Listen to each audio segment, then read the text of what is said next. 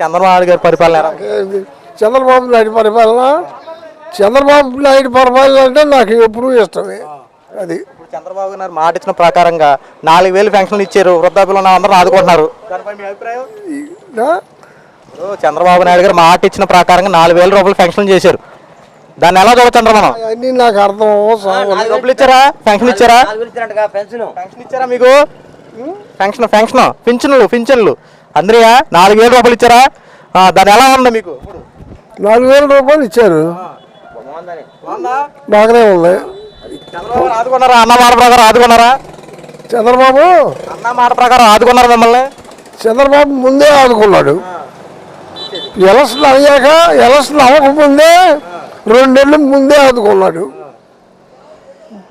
చంద్రబాబు గారి గురించి మీ అభిప్రాయం చెప్పండి. నా పేరా చంద్రబాబు నాయుడు గారి గురించి మీ అభిప్రాయం. చంద్రబాబు ఎలాంటి మనిషి? నాకు ఎప్పుడు మంచిగా మీకు నేను చెప్పేది ఏముంది, వాళ్ళందరినీ అడుగు. అయితే ఇప్పుడు జగన్మోహన్ రెడ్డి మీకు ఏం చేయలేదు. ఇప్పుడు జగన్మోహన్ రెడ్డి 5 సంవత్సరాలు మీకు ఏం చేయలేదా? నేను ఎప్పుడు వేసేది తెలుగుదేశానికి. అది తెలుగుదేశం అంటే నాకు ఇష్టం, నేను వేస్తా. అది అంతవరకే నాకు తెలుసు. చింతమనేని ప్రభాకర్ గారి గురించి? ప్రభాకర్ రావా ఆయన పర్వాలా ఆయన చింతమనేని ప్రభాకర్ గారికి కష్టం అని ఎవరైనా వెళ్ళారనుకో ఖచ్చితంగా పని చేస్తారని నెరవేరుస్తారంట. అది నిజమేనా? చేస్తాడంటే మరి చేతమే, కోపపోతే కోపం దిగుతుమే. అది అంటే చంద్రబాబు గారు అధికారంలో వస్తే మంచి జరిగింది మనకి. చంద్రబాబు గారు చెడ్డ చేసేది నాకు మంచి. అది ఓకే, థ్యాంక్ యూ బాబాయ్ గారు. అన్నగారు, చంద్రబాబు నాయుడు గారు ముఖ్యమంత్రి అయ్యి 2 నెలలు అవుతుంది. 2 నెలల పరిపాలన ఏ రకంగా? 2 నెలల పరిపాలన బాగానే ఉంది. అంత రాజధాని మరి అమరావతి రాజధాని ఆయన దృష్టిలో ఉంది కాబట్టి రాజధాని కూడా మరి చేస్తారని మేము నమ్ముతున్నాము. అలాగే కేంద్రం కూడా మరి 15,000 కోట్లు మరి మంజూరు చేసింది. అన్ని విధాలుగా మరి ఆదుకుంటా ఉంది. పోలవరానికి కూడా కావాల్సింది మరి నిధులు విడుదల చేస్తూ ఉన్నారు. సంతోషంగా ఉంది. మరి మోడీ గారు కూడా మన రాష్ట్రాన్ని ఆదుకుంటారని నమ్మకం మరి ఉంది. అలాగే మరి డిప్యూటీ సీఎం పవన్ కళ్యాణ్ గారు కూడా ఆయన విజయం మరి చూసాము. ఆయన గెలవాలని మేము కోరుకున్నాము. పిఠాపురం ఎమ్మెల్యే గారి తాలూకా మరి ఆయన స్పందిస్తున్న విధానం చాలా బాగుంది, సంతోషం.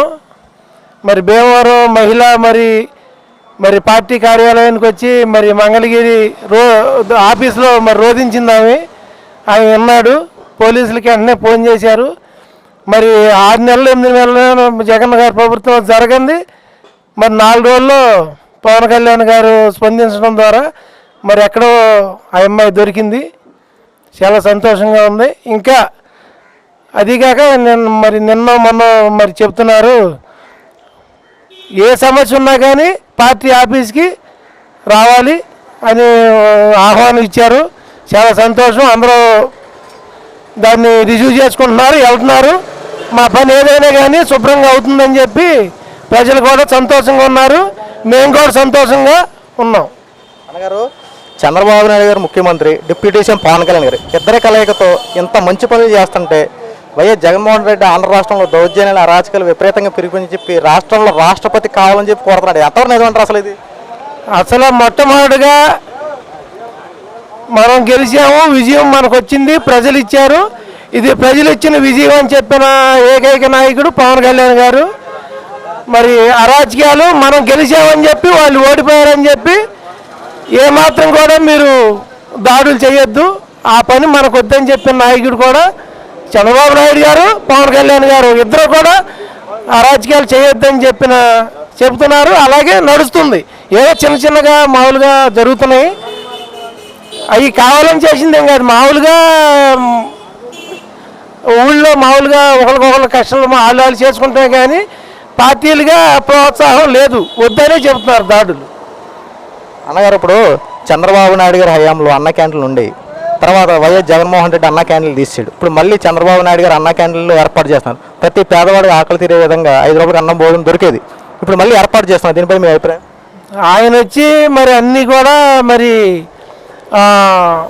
తీసేశాడు. మరి మేము 300 నేను ఇంటికి కరెంట్ బిల్లు కట్టాము నెట్వర్క్ 800 కరెంట్ బిల్లు ఇప్పుడు కడుతున్నాను. జగన్ గారి ప్రభుత్వం 800 కట్టాము. అది మాకు చాలా బాధగా ఉంది, ఇబ్బందిగా ఉంది. కానీ వీళ్ళు మట్టికి చంద్రబాబు నాయుడు గారి మట్టికి అలా చేసే వ్యక్తి కాదు.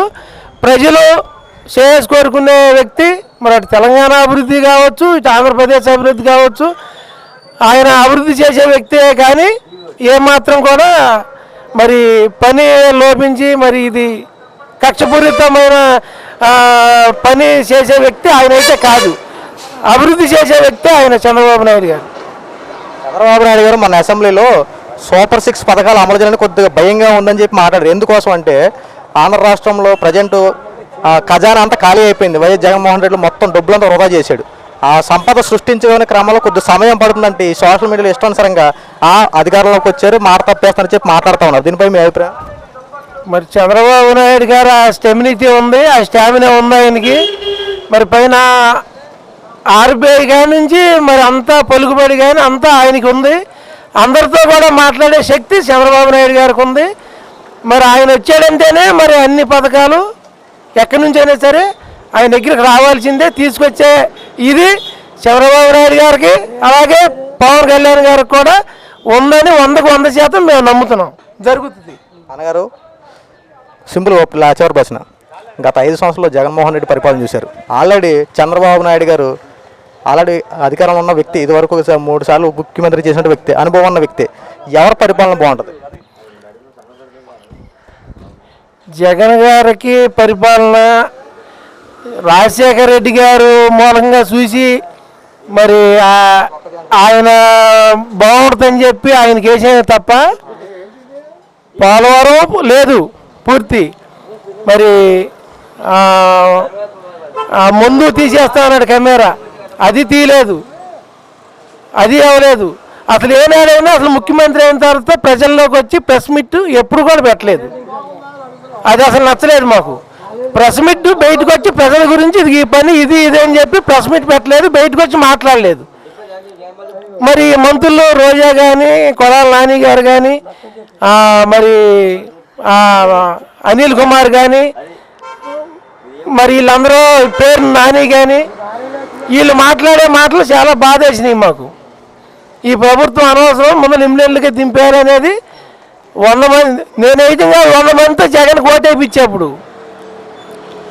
కానీ ఈసారి నేను కాదు 100 మందితో ఓటు కూటమికి వేయించాం. ఇది ప్రజా విజయం.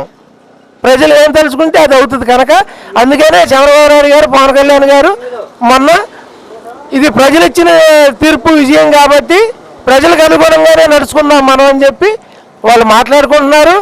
అలాగే మరి మంగళగిరి మరి పవన్ కళ్యాణ్ పార్టీ ఆఫీస్లో మరి వారానికి ఒకటి షెడ్యూల్ కూడా విడుదల చేశారని మరి నేను ఫోన్లో చూశాను. ఆ విధంగా మంచిదని చెప్పి మేము భావిస్తున్నాం. అలాగే ముందరకెళ్ళాలి, ముందరకెళ్తే ఆ విషయం ఇంకా వరించి వాళ్ళకి వస్తుందని చెప్పి మేము విశ్వసిస్తున్నాం.